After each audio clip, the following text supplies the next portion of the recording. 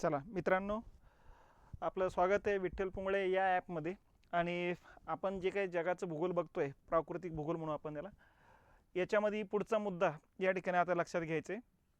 मागच्या लेक्चरमध्ये आपण बघितलेलं आहे की ध्रुव, पृथ्वीचा आस आणि विषुववृत्त याबद्दलची माहिती घेतलेली. आता पुढचा मुद्दा येतो अक्षीवृत्त किंवा अक्षांश, लॅटिट्यूड. ठीक आहे, मग आता अक्षीवृत्त किंवा अक्षांश म्हणजे काय, आता तो मुद्दा आपल्याला समजून घ्यायचा आहे. ही बघा, ही पृथ्वी आहे आपली. या ठिकाणी आपल्याला माहिती उत्तर ध्रुव आहे, या ठिकाणी दक्षिण ध्रुव आहे. आणि या दोन्ही ध्रुवापासून समान अंतरावर पूर्व पश्चिम दिशेने जाणारी जी काल्पनिक वर्तुळाकार रेषा आहे, या काल्पनिक वर्तुळाकार रेषेला आपण नाव दिलेले विषुववृत्त आणि सांकेतिक क्रमांक दिलेला 0° क्रमांकाचा अक्षीवृत्त आणि सांकेतिक नाव दिलेले विषुववृत्त. ठीक आहे, हे अक्षीवृत्ताचे ही सर्वाधिक लांबीचं अक्षीवृत्त आहे. हिची लांबी 40,076 किलोमीटर पर्यंत येते. आणि याच विषुववृत्ताला समांतर एका अंशाच्या अंतरानं या ठिकाणी पूर्व पश्चिम दिशेनं काही वर्तुळाकार रेषा जातात. या वर्तुळाकार रेषांना म्हणायचं अक्षीवृत्त. तर अशा पद्धतीनं पूर्व पश्चिम दिशेनं जाणाऱ्या वर्तुळाकार काल्पनिक रेषांना एका अंशाच्या अंतरानं काढलेल्या असल्यामुळे त्याला अक्षांश किंवा अक्षीवृत्त म्हटलं जात असतं. ठीक आहे, आता हे उत्तर गोलार्धातली.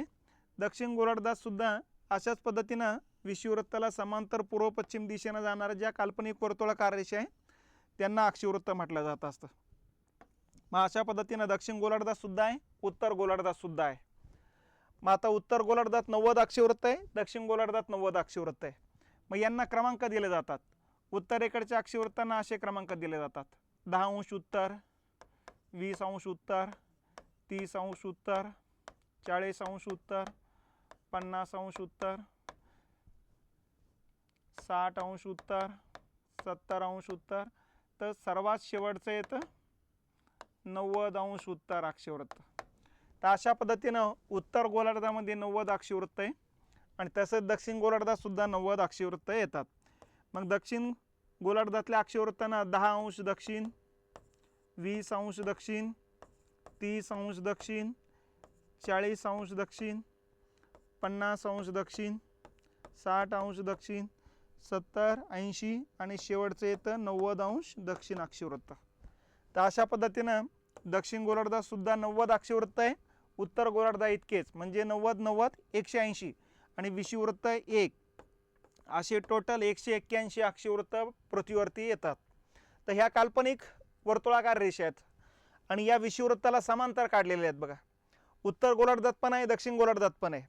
दोन अक्षीवृत्तामध्ये अंतर सगळीकडे सारखं असतं.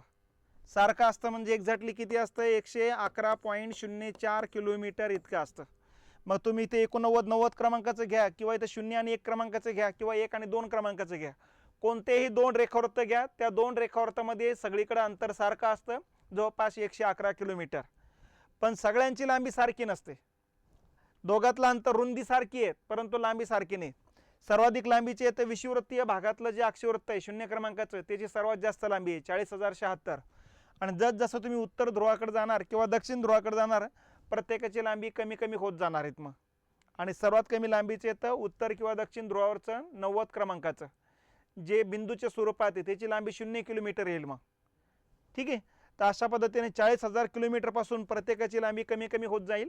म्हणजे प्रत्येकाची लांबी कितीने कमी होते याचा एक तुम्ही गणितीय पडताळा काढू शकता आणि अंदाज बांधू शकता की प्रत्येकाची लांबी या ठिकाणी कितीने कमी होते म्हणून. तर अशा पद्धतीनं या ठिकाणी दोन अक्षीवृत्तामधली रुंदी सगळ्यांची सारखी आहे 111 किलोमीटर, परंतु दोन रेखा अक्षीवृत्तांची जी लांबी आहे सगळ्यांची सारखी नाही. प्रत्येकाची लांबी विषुववृत्ताकडून ध्रुवाकडे जाताना कमी कमी होत जाताना दिसेल. ठीक आहे, त्याचबरोबर आता या अक्षीवृत्ताचे वैशिष्ट्य लक्षात ठेवायचे. वैशिष्ट्य काय? पहिलं वैशिष्ट्य म्हणजे एकूण अक्षीवृत्तांची संख्या येते 181, पण एका गोलार्धातले विचारले ते 90च सांगायचे. एका गोलार्धात 90 आहे, दुसऱ्या गोलार्धात 90 आहे आणि टोटल विचारलं ते 181. त्याच्यानंतर यांचा आकार जर विचारला तर गोलाकार आहे, कारण पृथ्वी गोलाकार आहे त्यामुळे हे गोलाकार आहेत. ठीक आहे, तो वर्तुळाकार आकार येतो. त्यानंतर दिशा जर बघितली तर पूर्व पश्चिम दिशेनं पसरलेल्या त्या काल्पनिक वृत्त आहे. लांबी बघितली तर प्रत्येकाची वेगवेगळी आहे आणि रुंदी बघितली सगळ्यांची सारखी आहे. तर अशा पद्धतीनं ही अक्षीवृत्त येत असतात. मग आता अक्षीवृत्त समोर उत्तर उत्तरलेले आहेत, याचा अर्थ ते उत्तर गोलार्धातले, आणि अक्षीवृत्ताच्या समोर दक्षिण दक्षिण शब्द लिहिला असेल तर समजून घ्यायचे ते दक्षिण गोलार्धातले. दक्षिण गोलार्धातले अक्षवृत्त, उत्तर गोलार्धातले अक्षवृत्त. मग आता या ठिकाणी उत्तर गोलार्धामध्ये किंवा दक्षिण गोलार्धामध्ये अशी टोटल जी अक्षवृत्त आहे यांचा उपयोग काय किंवा फायदा काय, तर याचे दोन उपयोग किंवा दोन फायदे लक्षात ठेवायचे. नंबर एक, एखादा देश उत्तर गोलार्धात आहे की दक्षिण गोलार्धात आहे हे समजणार. म्हणजे आता मी म्हटलं की या ठिकाणी 50° उत्तर अक्षवृत्तावरती या ठिकाणी रशिया आहे असं जर मी म्हटलं तर या ठिकाणी लगेच तुमच्या लक्षात येईल की रशिया हा उत्तर गोलार्धात आहे, कारण मी उच्चार करतानाच म्हणतोय की 50° उत्तर अक्षवृत्त. त्याच वेळेस लक्षात घेतलं पाहिजे की 50° उत्तर याचा अर्थ हा उत्तर गोलार्धात आहे. नंबर एक, एखाद्या देशाचं स्थान यावरून समजतंय. आणि नंबर दोन, नुसतं स्थानच समजत नाही तर तिथलं हवामान पण समजतंय. हवामान कसं समजतंय? रशिया 50 अक्षवृत्तावरती येतोय. म्हणजे आता काल आपण बघितलेलं आहे किंवा मागच्या लेक्चरमध्ये आपण बघितलेलं आहे की उत्तर गोलार्धात सूर्य 23:30 पर्यंत जातोय, म्हणजे इथपर्यंत सूर्य जातो असतो उत्तर गोलार्धामध्ये, आणि दक्षिण गोलार्धात इथपर्यंत येतो असतो, दक्षिणेकडच्या 23:30 पर्यंत येत असतो. या पट्ट्यात सूर्याचं अस्तित्व आहे म्हणून या पट्ट्याला नाव पडतं उष्णकटिबंध. या पट्ट्यात कुठलाही देश असेल तो उष्णकटिबंधात आहे.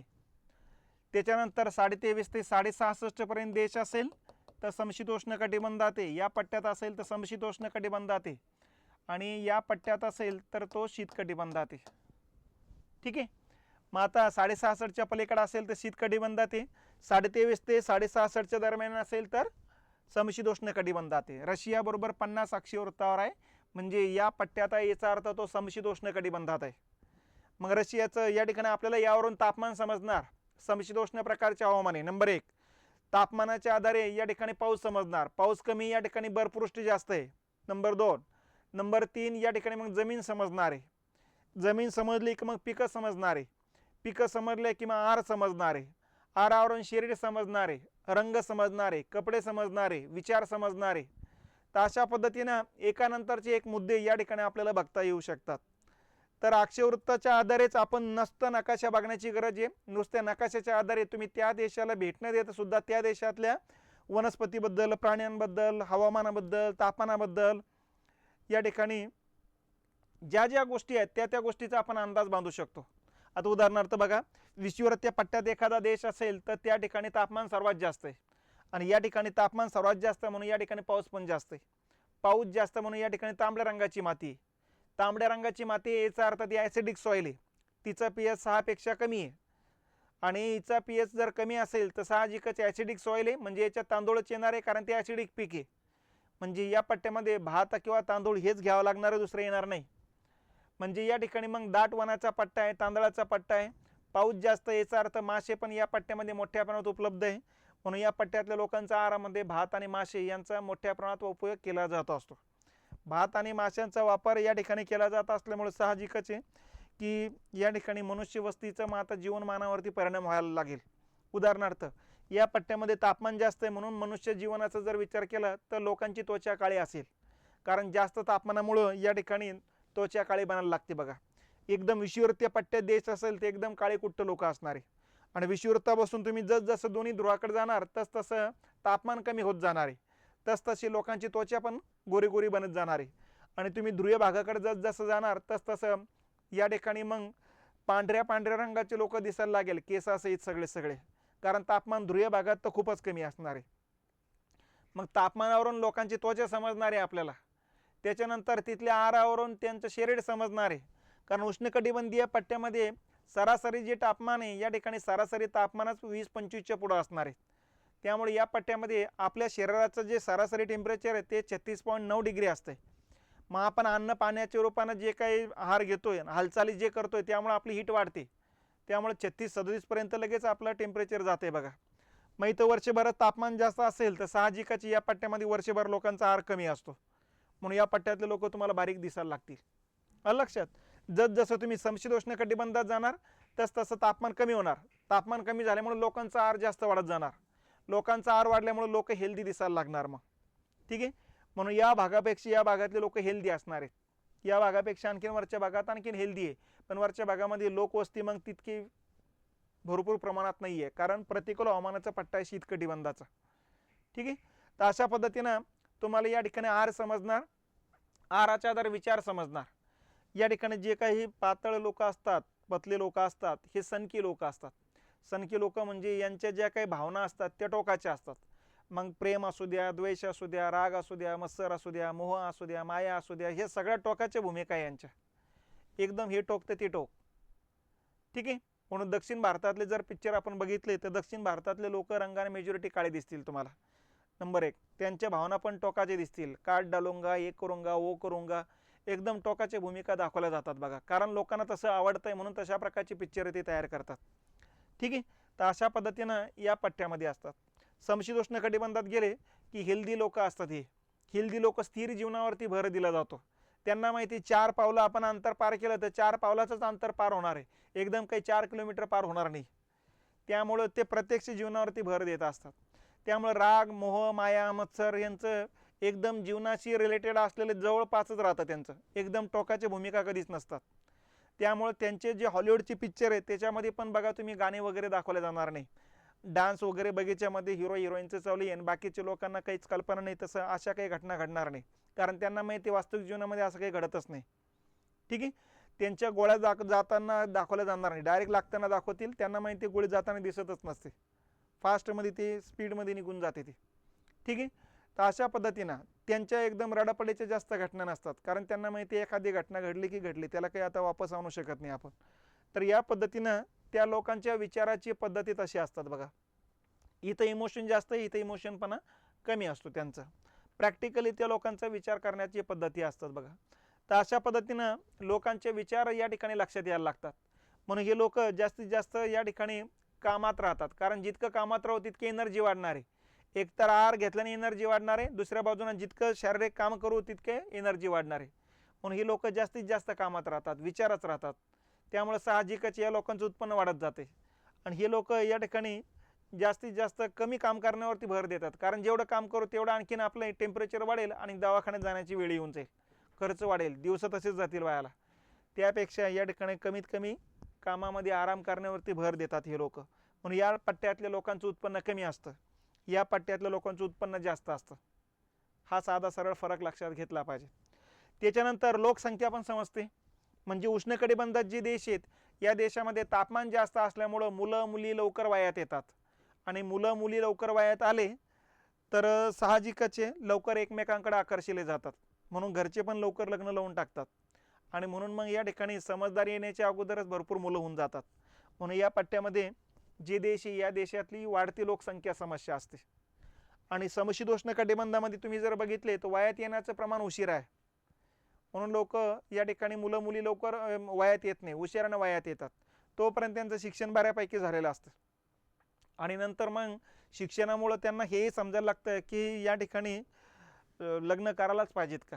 म्हणून हे लोक लग्नावरती जास्त भर देत नाही, कारण मुक्त स्वतंत्र जीवन जगण्यावरती भर देतात. आणि हे लोक लग्नाच्या ऐवजी लिव्ह इन रिलेशनशिपमध्ये राहण्यावरती भर देतात बघा. आणि म्हणून या पट्ट्यामध्ये लोकसंख्या ही कमी असते. घटती लोकसंख्या ही त्या पट्ट्यातल्या लोकांची देशांची समस्या आहे. तिथल्या देशांची समस्या आहे वाढती लोकसंख्या समस्या आहे. तर अशा पद्धतीनं तुम्हाला लोकसंख्या समजण्यासाठी याचा उपयोग होतो. तर या पद्धतीनं ही अक्षवृत्त असतात बघा. मग अक्षवृत्तामध्ये आपण काय काय बघितलेलं आहे. अक्षवृत्त म्हणजे काय, विषुवृत्तापासून समान अंतरावर दोन्ही ध्रुवाकडे पूर्व पश्चिम दिशेने जाणाऱ्या वर्तुळाकार काल्पनिक रेषांना अक्षवृत्ते म्हणतात. त्याच्यानंतर मग या ठिकाणी आपल्याला माहिती आहे उत्तरेकडे किंवा दक्षिणेकडे पूर्व पश्चिम दिशेने ज्या जाणाऱ्या ज्या वर्तुळाकार रेषा आहेत ही अक्षवृत्त आहे. टोटल अक्षवृत्त किती आहे, 90 आणि 90 180 आणि विषुवृत्त 181 अक्षवृत्त पृथ्वीवरती अस्तित्वात आहेत. नंबर 1. नंबर 2, उत्तर गोलार्धातल्या अक्षवृत्तांसमोर नॉर्थ नॉर्थ किंवा उत्तर उत्तर शब्द लिहिला जातो. दक्षिण गोलार्धातल्या अक्षवृत्तांसमोर साऊथ साऊथ असा शब्द लिहिला जात असतो. नंबर 3, अक्षवृत्त वर्तुळाकार असतात. नंबर 4, प्रत्येक अक्षवृत्ताची लांबी अगोदरच्या पेक्षा कमी जास्त होताना दिसेल. नंबर 5, 2 अक्षवृत्तामधलं अंतर सगळीकडे सारखं असतं 111 किलोमीटर. तर हे एक वैशिष्ट्य या अक्षवृत्ताबद्दल लक्षात घेतलं पाहिजे. ठीक आहे. आता पुढचा मुद्दा येतो रेखावृत्त. मग आता रेखावृत्त म्हणजे काय आता ते लक्षात घेऊ. हे बघा, ही पृथ्वी आपली, या ठिकाणी उत्तर ध्रुव आहे, या ठिकाणी दक्षिण ध्रुव आहे. आणि या दोन्ही ध्रुवांना जोडणाऱ्या अर्ध्या वर्तुळाकार काल्पनिक ज्या रेषा आहे, या अर्ध्या वर्तुळाकार काल्पनिक रेषांना म्हणायचं रेखावृत्त. ठीक आहे.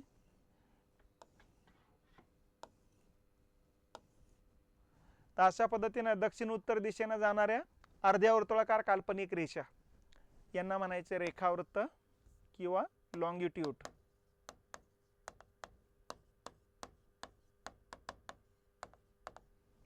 ठीक आहे. मग ही रेखावृत्त येत असतात बघा. मग या रेखावृत्ताचं वैशिष्ट्य काय? सर्व रेखावृत्त दक्षिण आपलं उत्तर ध्रुवातून निघतात, सर्व दक्षिण ध्रुवात येऊन मिळतात. नंबर 1, सर्व दक्षिण उत्तर दिशेने जात असतात. नंबर 2, सर्वांची लांबी सारखीच असते, कारण सगळे उत्तर ध्रुवातून येतात, दक्षिण ध्रुवात येऊन मिळतात, त्यामुळे सगळ्यांची लांबी सारखी आहे. सारखीची म्हणजे किती? 20,000 किलोमीटर आहे प्रत्येकाची लांबी.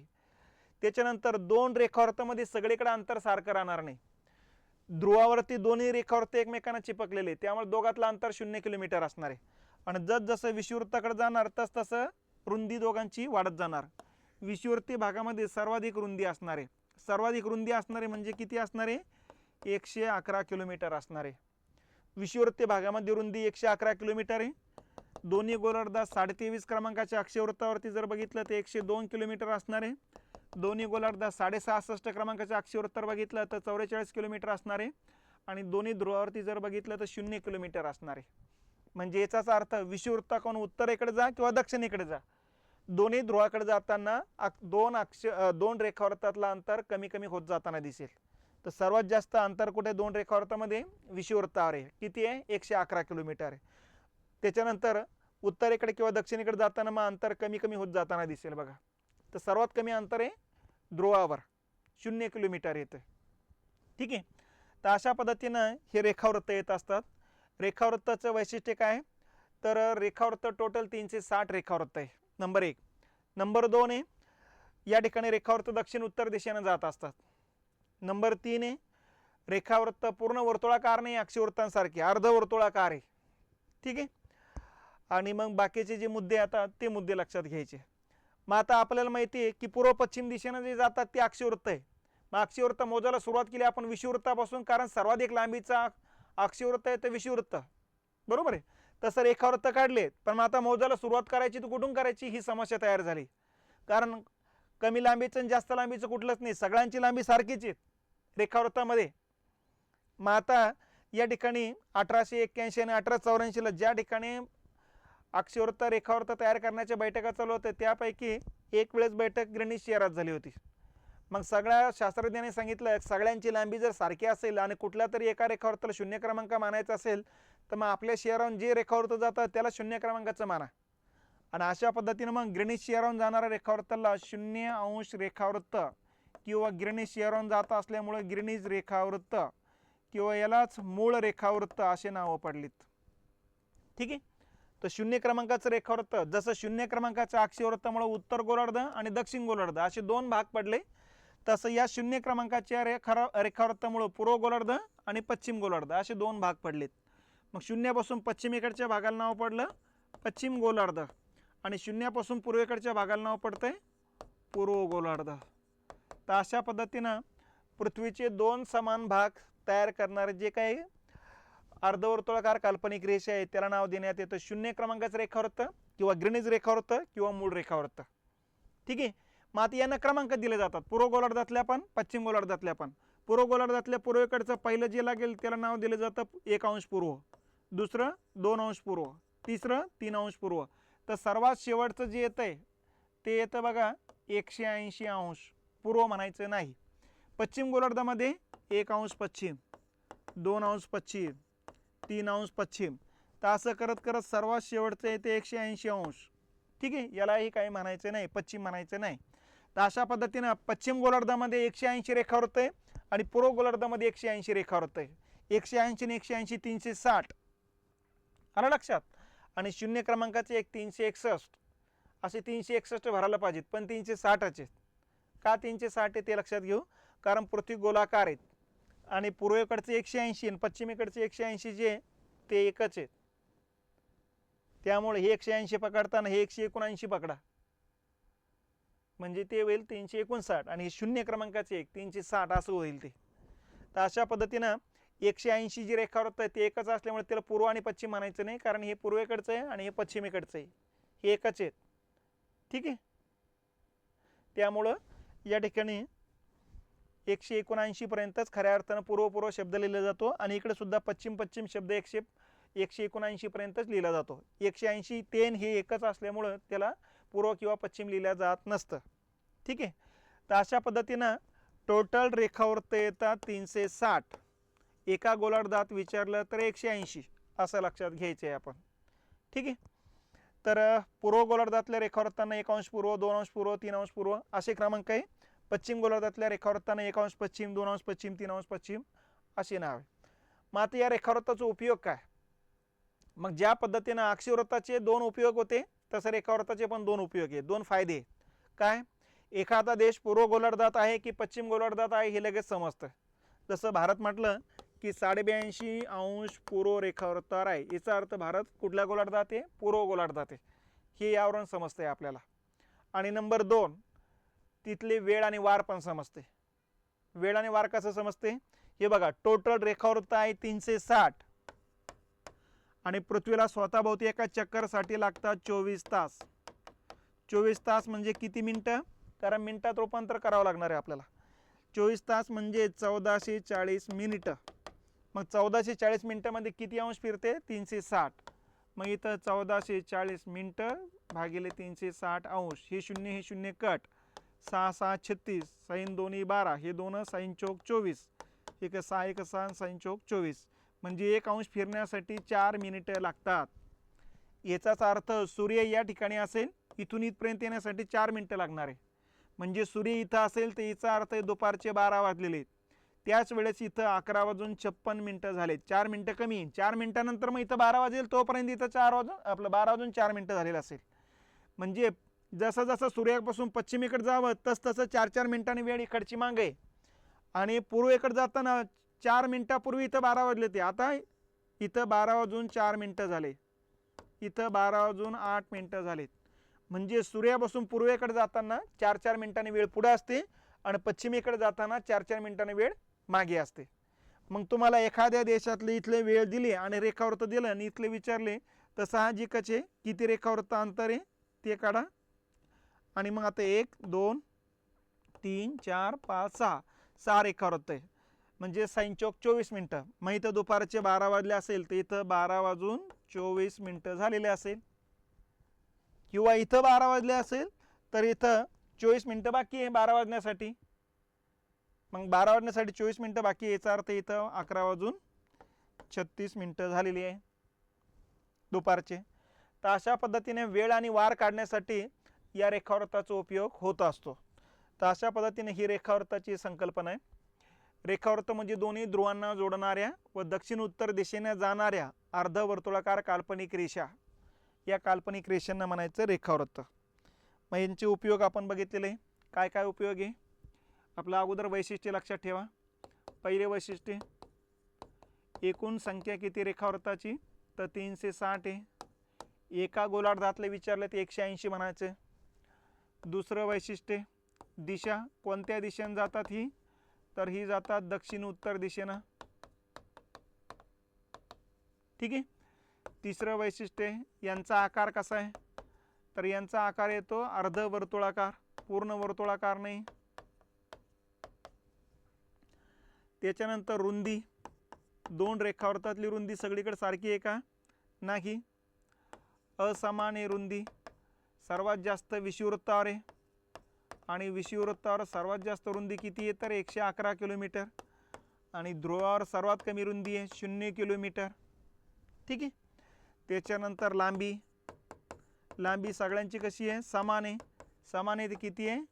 20,000 किलोमीटर आहे. ठीक आहे. असंही लक्षात घ्यायचं आहे आपण. आणि त्याच्यानंतर मग याचे उपयोग लक्षात ठेवायचे. पहिला उपयोग काय? या ठिकाणी आपल्याला एखादा देश पूर्व गोलार्धात आहे की पश्चिम गोलार्धात हे समजतं. पूर्व आणि पश्चिम गोलार्ध समजणार आहे. ठीक आहे. आणि नंबर 2, या ठिकाणी वेळ आणि वार समजणार आहे.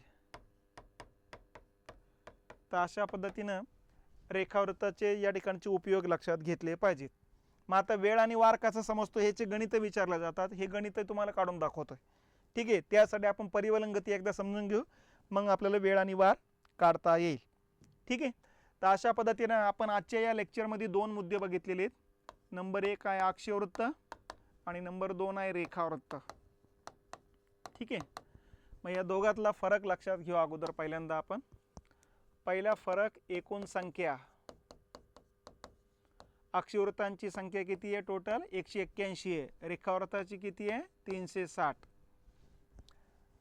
दुसरा फरक आहे दिशा. ठीक आहे, अक्षीवृत्त कुठल्या दिशेने जातात? पूर्व पश्चिम आणि रेखावृत्त दक्षिण उत्तर. ठीक आहे, तिसरा फरक आहे आकार. 2 अक्षीवृत्तामधला आकार अक्षीवृत्ताचा आकार कसा आहे? वर्तुळाकार. ठीक आहे, आणि रेखावृत्तांचा अर्धवर्तुळाकार.